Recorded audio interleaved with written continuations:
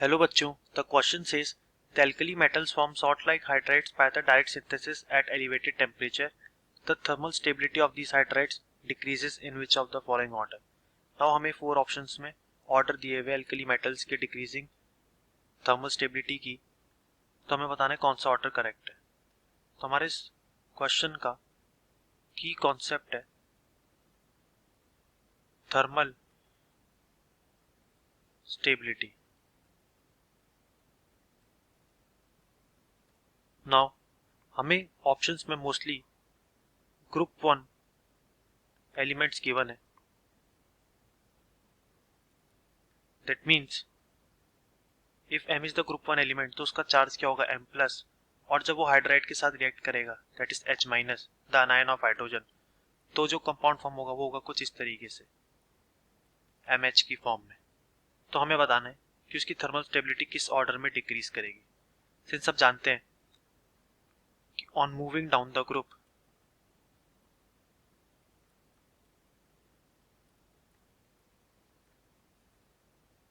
हमारे alkali metals का size क्या करता है, इंक्रीज करता है due to increase in number of shells.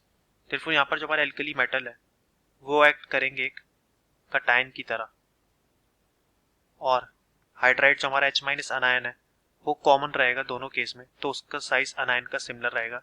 लेकिन जैसे हम नीचे जाएंगे ग्रुप में तो कटायन का साइज बढ़ता जाएगा, जिसकी वजह से स्टेबिलिटी क्या होगी, डिक्रीज करेगी। क्योंकि हम जानते हैं small size of cation and small size of अनायन form most stable compounds, तो जिसका मतलब these compounds can be decomposed easily, जिसकी थर्मल स्टेबिलिटी क्या होगी, लो। तो smaller is the size of cation and larger is the size of अनायन, तो covalent bond क्या हो जाता है, स्ट्रॉन्गर। ये हमने पढ़ा था फाजेंस रूल में। तो अगर हम ध्यान दें correct order of thermal stability of hydrides alkali metal का क्या होगा।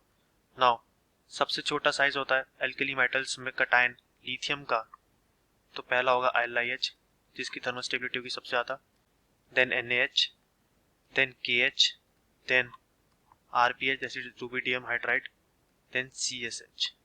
तो ये हमारा करेक्ट ऑर्डर होगा फॉर डिक्रीजिंग थर्मल स्टेबिलिटी, और ये ऑर्डर हमारा मैच कर रहा है ऑप्शन बी से, तो हम कह सकते हैं कि option B is the correct answer. तो यही हमसे क्वेश्चन में पूछा था जो हमने बता दिया।